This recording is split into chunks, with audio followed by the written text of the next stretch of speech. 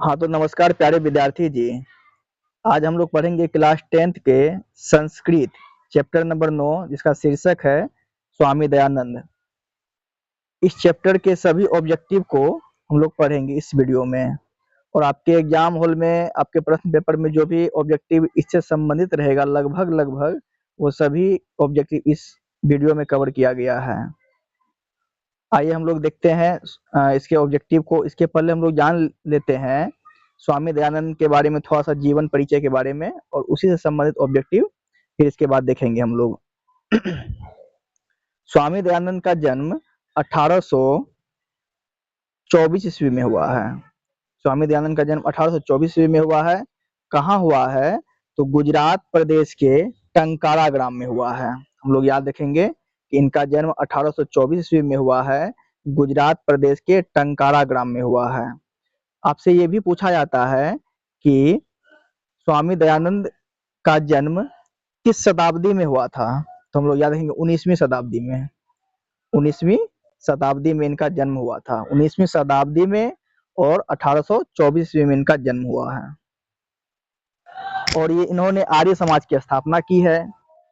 समाज में अनेक दूषित प्रथा जो उस समय था उसको इन्होंने खत्म करके शुद्ध तत्व ज्ञान का प्रचार इन्होंने ये करते हैं। और इनका जो परिवार था इनका जन्म कर्म कांडात्मक परिवार में होता है। और इनके बचपन का नाम स्वामी दयानंद के बचपन का नाम मूल शंकर था। हम लोग याद रखेंगे कि स्वामी दयानंद के बचपन का नाम मूल शंकर था। और इनका जन्म कर्म कांडात्मक परिवार में होता है। और इनके परिवार जो है, जिस परिवार में इनका जन्म होता है वो भगवान शंकर के उपासक होते हैं। और ये एक बार शिवरात्रि में जाते हैं और वहां देखते हैं कि भगवान शंकर की जो मूर्ति रखी हुई है उसके आगे जो प्रसाद है उसको चूहा खा रहा है। इस दृश्य को देख करके स्वामी दयानंद जी को मूर्ति के प्रति अनास्था उत्पन्न हो जाती है, और उन्हें ऐसा लगता है कि अगर इस मूर्ति में भगवान होते तो चूहा प्रसाद को नहीं खाते। तो उसे अनास्था उत्पन्न हो जाती है, और ये रात्रि जागरण को छोड़कर घर चले आते हैं। और इसके बाद 2 वर्ष के बाद इसकी बहन की मृत्यु हो जाती है। इस कारण से ये घर को त्याग करके विभिन्न स्थानों में घूमते हुए, विभिन्न साधु संतों के साथ रमन करते हुए ये मथुरा चले आते हैं। मथुरा में आकर के ये विरजानंद जी से दीक्षा लेते हैं।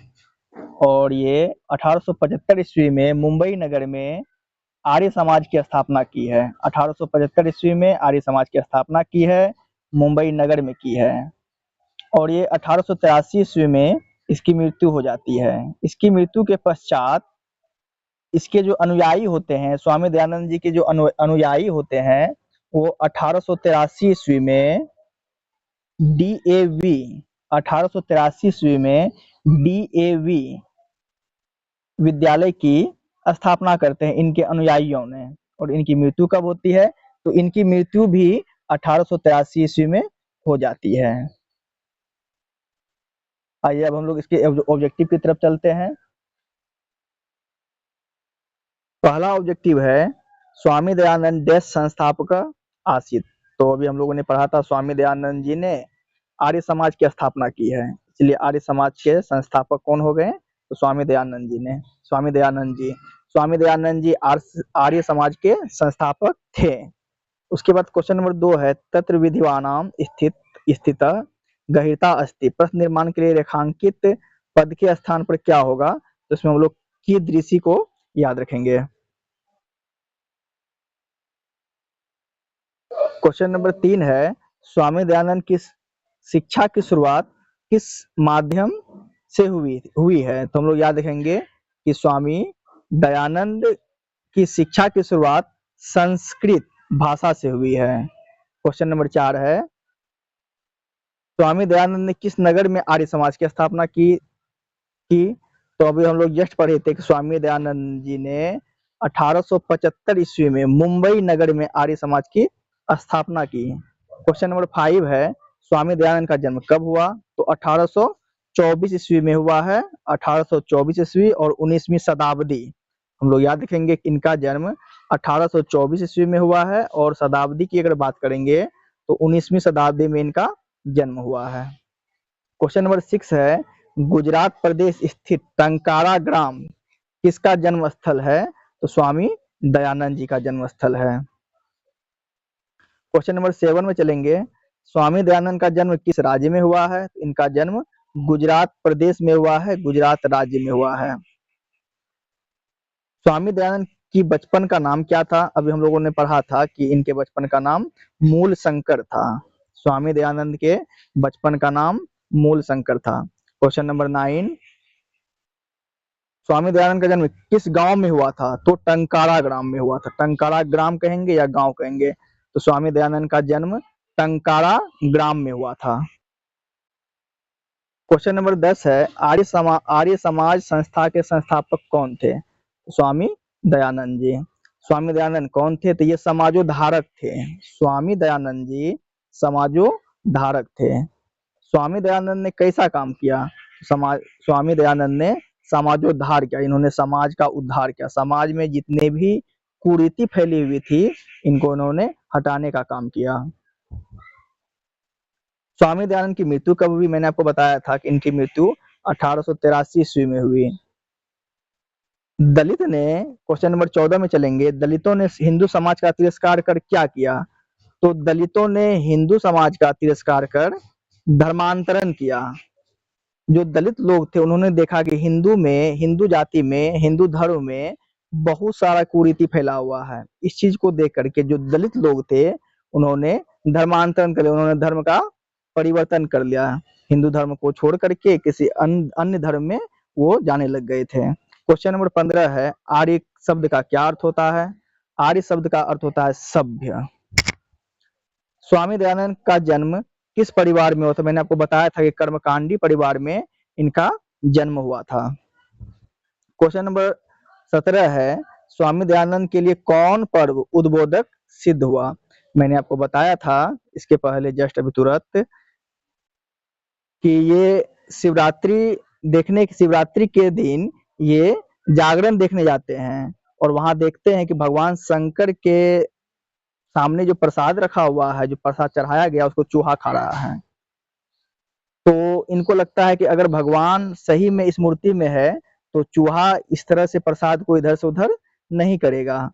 तो इसके मन में मूर्ति के प्रति अनास्था उत्पन्न हो जाती है और वो रात्रि जागरण को छोड़ करके मूल शंकर घर चले जाता है। तो वही क्वेश्चन है, क्वेश्चन नंबर 17 में, स्वामी दयानंद के लिए कौन पर्व उद्बोधक सिद्ध हुआ? कौन सा पर्व उद्बोधक सिद्ध हुआ? तो शिवरात्रि को हम लोग याद रखेंगे। क्वेश्चन नंबर 18 है, डीएवी विद्यालय की स्थापना किसने की? मैंने आपको बताया था डीए विद्यालय की स्थापना 1883 ईस्वी में की गई है। और किनके द्वारा की गई है? तो किनके द्वारा की गई है? तो ये स्वामी दयानंद के अनुयायियों के द्वारा की गई है। डीए विद्यालय की स्थापना स्वामी दयानंद के अनुयायियों के द्वारा की गई है 1883 ईस्वी में। क्वेश्चन नंबर 19 है, स्वामी दयानंद का परिवार किसका उपासक था? मैंने आपको अभी जस्ट बताया था कि स्वामी दयानंद का परिवार शिव का उपासक था। भगवान शंकर को इनका परिवार मानने वाला था, इनके माता पिता। और इनके माता पिता जो थे वो कर्मकांडी थे। स्वामी दयानंद ने किस संस्था की स्थापना की?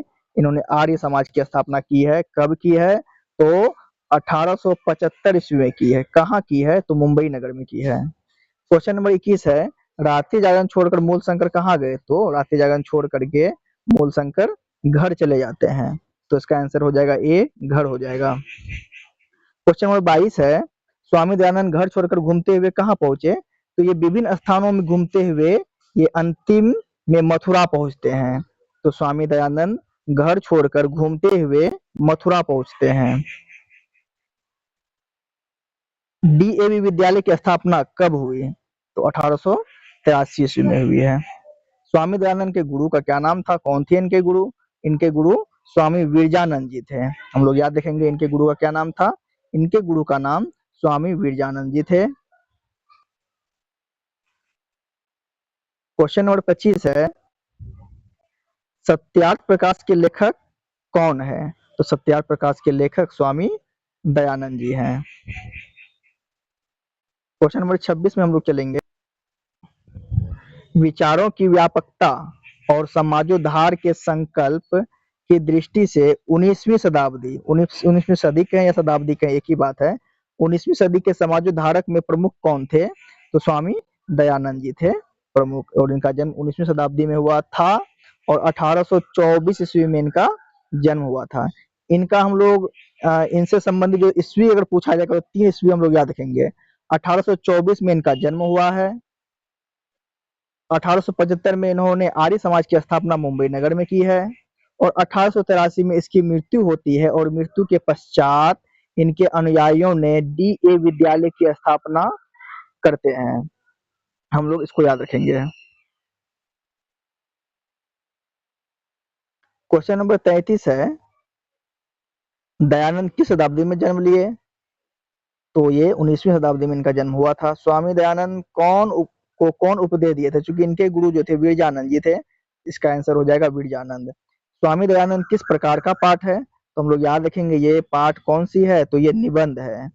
ये स्वामी दयानंद कौन सी विधा है? तो हम लोग याद रखेंगे कि ये निबंध है। क्वेश्चन नंबर 36 में चलेंगे। क्वेश्चन है, कौन हिंदू समाज से तिरस्कृत होकर धर्म परिवर्तन कर रहा था? तो दलित, जो दलित लोग थे इन्होंने हिंदू समाज से तिरस्कृत होकर अपना धर्म परिवर्तन करने लग गए थे। क्वेश्चन नंबर 37 है, सत्यार्थ प्रकाश नामक ग्रंथ की रचना किस भाषा में किया गया है? तो हिंदी भाषा में किया गया। हम लोग याद रखेंगे कि सत्यार्थ प्रकाश नामक ग्रंथ की रचना जो हुई है वो हिंदी में हुई है। हम लोग इसको याद रखेंगे। और इनके द्वारा जो लिखा गया वेद भाष्य है वो संस्कृत और हिंदी दोनों भाषा में है। तो अभी तो क्वेश्चन नंबर 37 में है कि सत्यार्थ प्रकाश किस भाषा में ये लिखा गया है, तो ये हिंदी में हम लोग याद रखेंगे।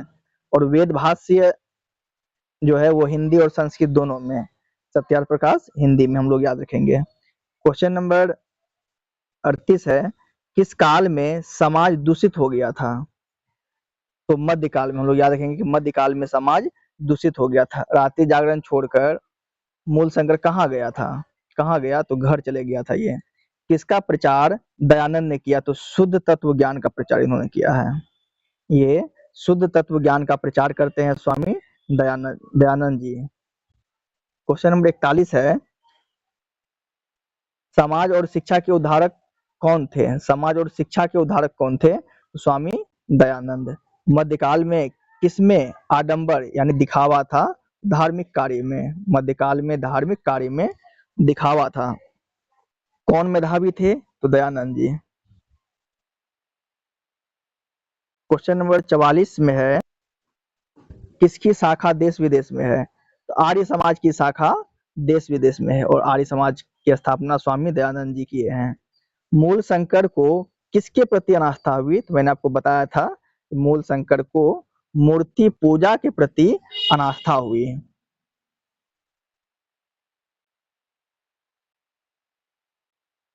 Question number,